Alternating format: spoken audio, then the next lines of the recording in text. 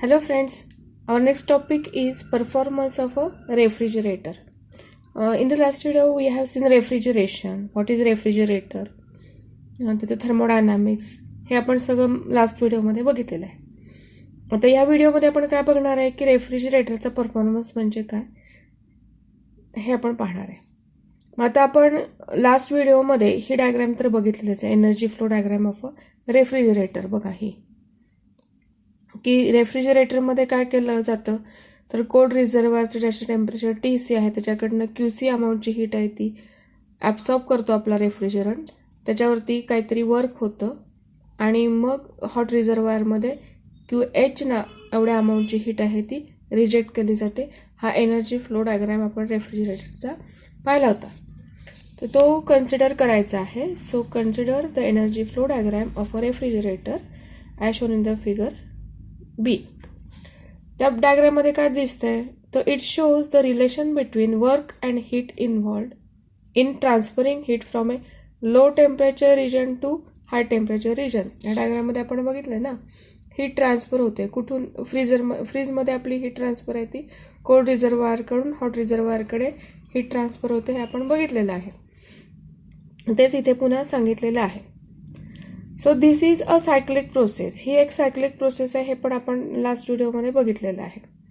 In which the working substance म्हणजेच कोण असतो तो रेफ्रिजरंट असतो ह्या केसमध्ये, is taken back to the initial state. आपला जो वर्किंग सबस्टन्स आहे तो इनिशियल स्टेटमध्ये परत आणला जातो. त्याची जी सायक्लिक प्रोसेस आहे ती आपण लास्ट व्हिडिओमध्ये बघितलेली आहे. आणि त्यालाच पुढे कंटिन्यू आता हा पॉईंट आपला परफॉर्मन्स ऑफ रेफ्रिजरेटर चालू झालेला आहे. So for a refrigerator, heat absorbed by a working substance is QC. बरोबर आहे ना. वर्किंग सबस्टन्स म्हणजे रेफ्रिजरंटने जी हीट ॲब्सॉर्ब केलेली आहे ती काय असते तर ती QC असते. And heat rejected by it काय असती, QH असते. बघा इथं हीट जी रिजेक्ट केलेली आहे ती काय आहे, QH आहे. So a refrigerator absorb the heat at lower temperature and rejects it at higher temperature. Refrigerator काय करतो, हीट ॲब्सॉर्ब करतो, ठीक आहे, आणि हीट आहे ती रिजेक्ट करतो. हीट ॲब्सॉर्ब करतो कुठनं, जे की ॲट लोअर टेम्परेचर, आणि हीट रिजेक्ट केली जाते at higher temperature. Therefore we have QC is greater than 0, ठीक आहे, and QH is less than 0. त्यामुळे तिथे वर्डन आहे ते पण लेस दॅन 0 होणार आहे. So hence we can write mod of W म्हणजे magnitude of work done W and magnitude of QH equal to minus of QH. In this case we apply the first law of thermodynamics. थर्मोडायनामिक्सचा first law तुम्हाला आठवत असेलच, मग तो आपल्याला apply करू शकतो कुठे, to the cyclic process.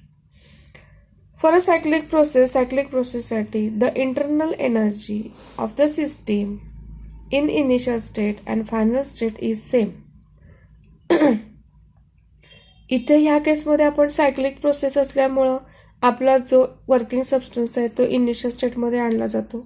Cyclic process आहे, हे आपण पाहिलेलंच आहे. मग त्यानुसार ह्या सिस्टीममध्ये internal energy of the system जी काय आहे ती कशी असते, इनिशियल स्टेट आणि फायनल स्टेटमध्ये सेम असते. त्यामुळं इक्वेशन 4.22, आता हे 4.22 इक्वेशन कुठे होतं बघा, आणि कुठलं होतं तर हे इक्वेशन होतं आपलं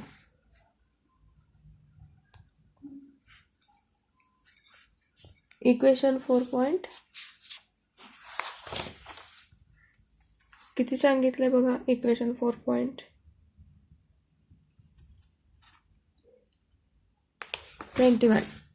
आता हे इथे 22 हा आपला फर्स्ट लॉ ऑफ थर्मोडायनामिक्स आहे, हे 23 आहे, आणि जे 21 होतं इक्वेशन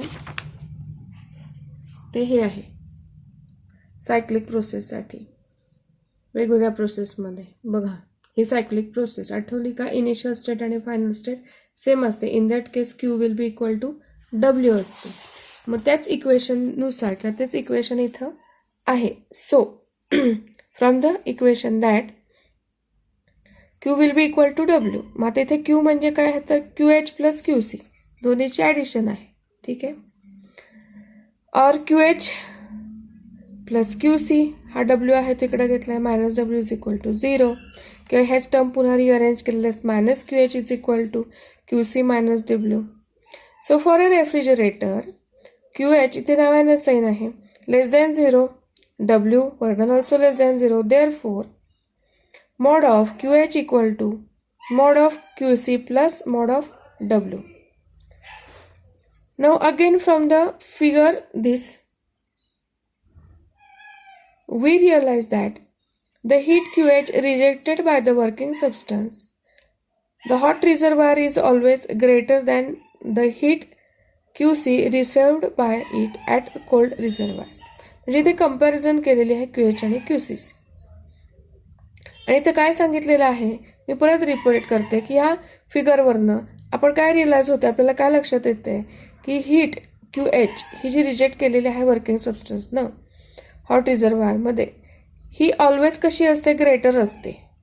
कुणापेक्षा ग्रेटर आहे तर heat rejected by it received by cold reservoir Q C म्हणजे वर्किंग सबस्टन्सने जी हीट रिसिव्ह केलेली आहे क्यू सीच्या इथे क्यू सी एवढ्या अमाऊंटची कोल्ड रिझर्वायरच्या इथे त्याच्यापेक्षा हीट जी रिजेक्ट केलेली आहे ती ऑलवेज कशी असते ग्रेटर असते. मग तिथे नोट करायचं काय नोट डाऊन करायचे दॅट हे जे इक्वेशन आहे this one mod of Q H is equal to mod of Q C plus mod of W this equation derived for the refrigerator and the equation आता 4.23 जे की मगाशी आपण बघितलं होतं परत बघूया. Equation 4.23 W is equal to Q is equal to QH minus QC and the equation 23 derived for a heat engine are the same. दोन्ही इक्वेशन कसे आहेत तर ते सेम आहेत and they are valid for a heat engine and also for the refrigerator. हा point इथे note करायचा आहे एवढंच लक्षात ठेवायचं आहे. मग आता हा नवीन पॉईंट आहे की जो रेशो आहे हा रेशो दिसतोय ना आपल्याला की mod of Q C upon mod of W. The ratio indicates the performance of a refrigerator and is called the coefficient of performance COP. ह्याला काय म्हणायचं coefficient of performance COP coefficient of performance किंवा त्याला letter कुठला आहे तर K किंवा quality factor किंवा Q value of a refrigerator अशी वेगवेगळी नावं आहेत. हा जो रेशो आहे तो बघा quality factor Q value refrigerator अशी नावं त्याला आहेत. लार्जर जर त्याची व्हॅल्यू असेल larger is the ratio better is the refrigerator means refrigerator has the best performance when heat extracted by the refrigerator at the cold reservoir is maximum by doing minimum work in one operating cycle. म्हणजे heat extract जास्त अमाऊंटनी व्हायला पाहिजे आणि work कसं व्हायला पाहिजे minimum work व्हायला पाहिजे एका ऑपरेटिंग सायकलमध्ये. असं जेव्हा असेल तेव्हाच हा आपला रेशो आहे तो लार्ज असेल आणि त्याच वेळेला आपला कोएफिशियंट ऑफ परफॉर्मन्स जो आहे क्यू फॅक्टर किंवा क्यू क्वालिटी फॅक्टर हा बेटर असणार रेफ्रिजरेटरचा. Now again from the equation 4.26 जे की इथे होतं आपलं mod of Q H is equal to mod of Q C plus W त्या इक्वेशनवरून mod of W is equal to mod of Q C minus Q H आणि K म्हणजे काय आहे केची बघा mod of Q C upon W. मग इथं त्यानुसार डिवाइड केलेलं आहे. This is equation 27 mod of Q C upon हा डब्ल्यू आहे तो इथे सबस्टिट्यूट केला आहे mod of Q C minus Q H. So हा जो फॉर्म्युला आहे म्हणजे प्रॉब्लेममध्ये कुठल्या क्वांटिटीज दिलेल्या त्यानुसार फॉर्म्युला चूज करा. So all the quantities on the right side of this equation represent energy and are measured in the same energy unit. एकच एनर्जीचं युनिट पाहिजे तेच वापरलं गेलं पाहिजे. The coefficient of performance K of the refrigerator is therefore a dimensionless number. बघा इथे जे डायमेन्शन्स असतील त्या इथे कॅन्सल आउट होणार आहे. So K is dimensionless number आणि एक टिपिकल जो आपला हाऊसहोल्ड रेफ्रिजरेटर असतो, घरात जे फ्रीजर असतात आपल्या, त्यांचा जो कोएफिशियंट ऑफ परफॉर्मन्स किंवा क्यू फॅक्टर आहे तो नियरली 5 असतो. ठीक आहे. Any suggestions please comment in the box. Thank you. आणि आता ह्याच्यामध्ये आपण काय लक्षात ठेवायचं आहे, तर refrigerator transfers heat from inside a close space. बघा, फ्रीजच्या आतमधली स्पेस कशी असते, क्लोज असते, to its external environment so that inside space is cooled to a temperature below ambient temperature. ही गोष्ट रेफ्रिजरेटरच्या बाबतीत लक्षात ठेवायची आहे.